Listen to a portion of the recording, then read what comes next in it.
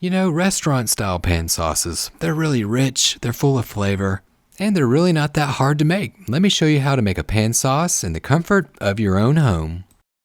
Welcome to the Sauce and Gravy channel. This is Johnny Mac, and we're going to dive into a pan sauce for pork. Buckle up, let's go! Alright, so let's begin. We'll work with the pork chops first.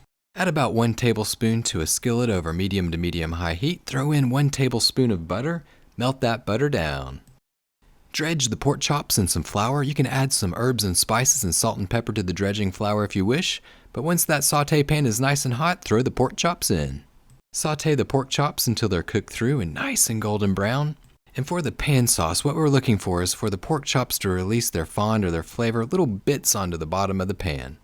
Remove the pork chops, put them in a nice warm place, let them rest, and check out those bits and pieces on the bottom of the pan. That's flavor.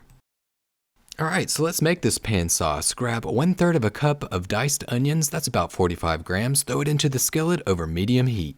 Give everything a mix, try to scrape those little bits off the bottom of the pan, and if there's not that much grease or oil in the bottom of the pan, you can always add a little bit of olive oil or butter. Saute the onions until they're nice and tender, and then deglaze with white wine, about 1/3 of a cup or 83 milliliters. Grab a whisk, scrape the bottom and sides of the pan. This is a perfect time to use all of that liquid to help remove all of the fond from the bottom of the pan and incorporate it into the sauce.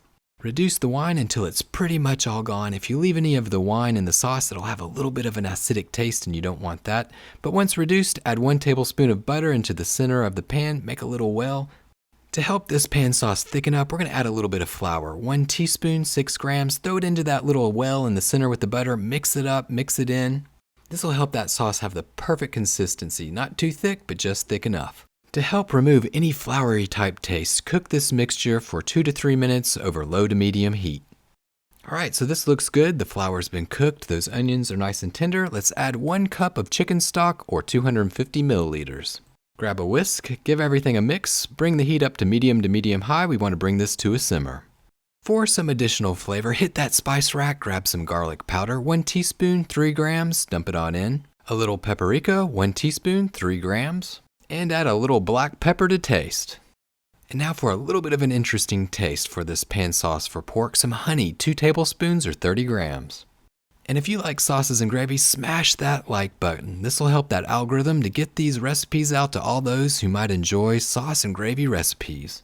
And if you haven't had a chance to subscribe, hit that subscribe button for more sauce and gravy recipes. Back to the pan sauce for pork, bring it to a simmer, reduce down for 5 to 10 minutes until it becomes nice and thick. You'll know whenever it's done, whenever you stir and you see trails in the bottom of the pan. Give it a taste, adjust the seasoning, add a little bit of salt if necessary. Give it a quick mix, and now it's time for the final touch. Add 1 notch of butter, that's about 1 tablespoon. Remove it from heat, give it a stir, mix that butter in.